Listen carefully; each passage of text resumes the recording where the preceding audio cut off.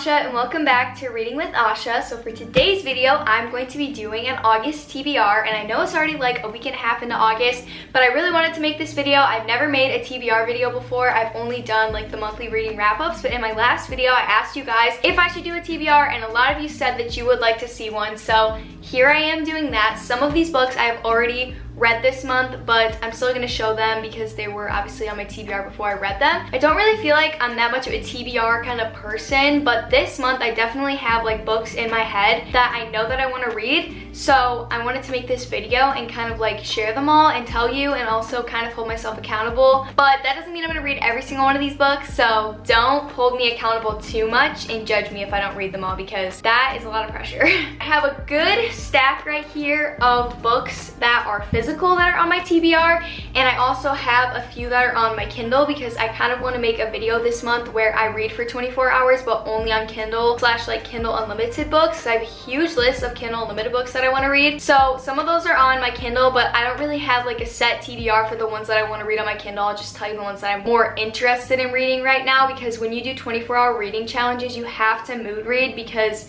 otherwise, you probably won't get through anything, because you could have like 10 romance books on your TBR, and if you're doing a 24-hour reading challenge, you're not going to want to read romance book after romance book, if you know what I'm saying. That's what I'm going to be doing, but I'm going to tell you guys about all of these books because there is a decent amount, and one or two of them are kind of just maybes, not really for sure that I want to read that, if that makes sense. So yeah, let's get into it.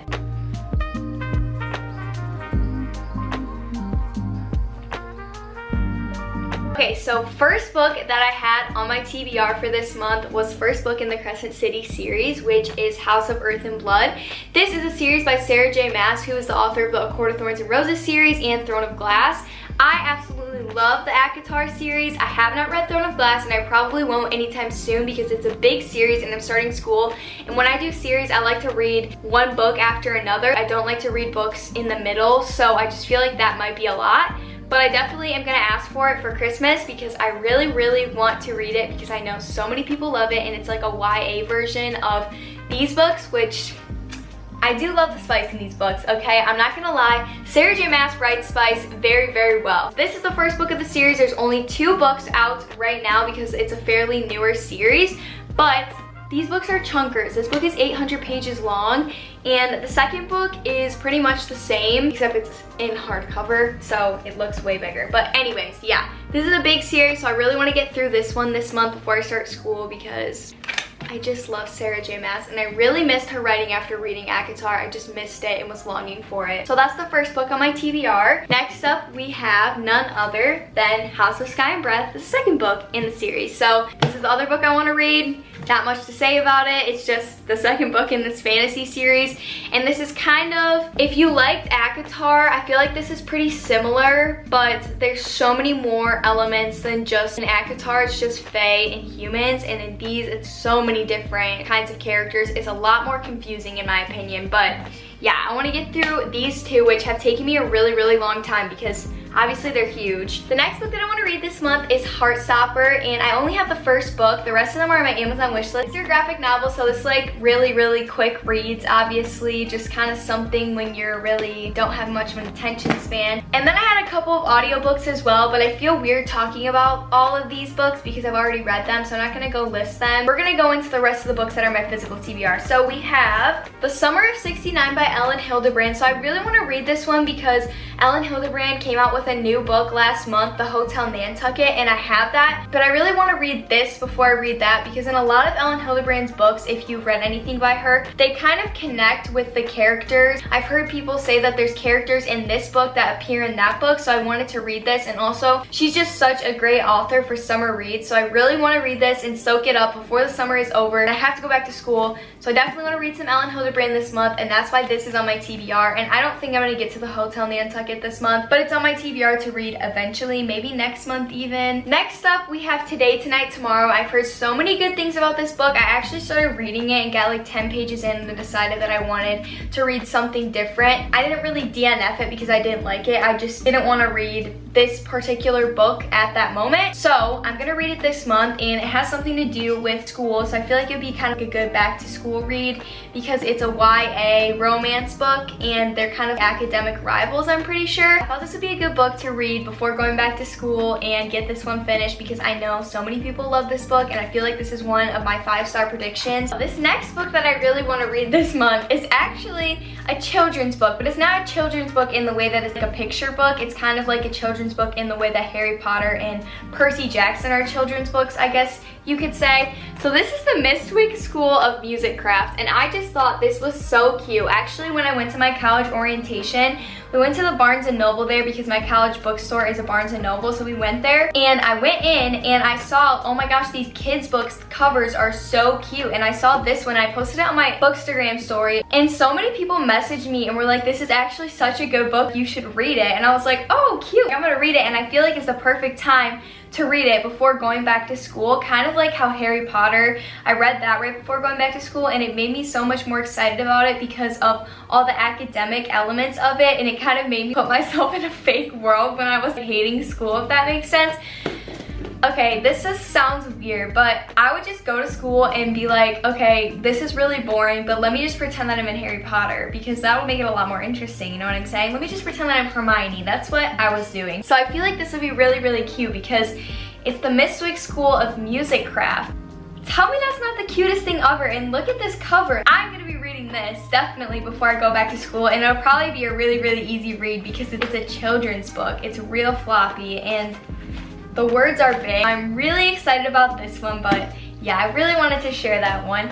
And then this last book is kind of just a maybe. It's not a for sure that I really want to get to it, but this is One Italian Summer. I got this at the Target buy 2 get 1 free sale, but it was also on sale for 30% off.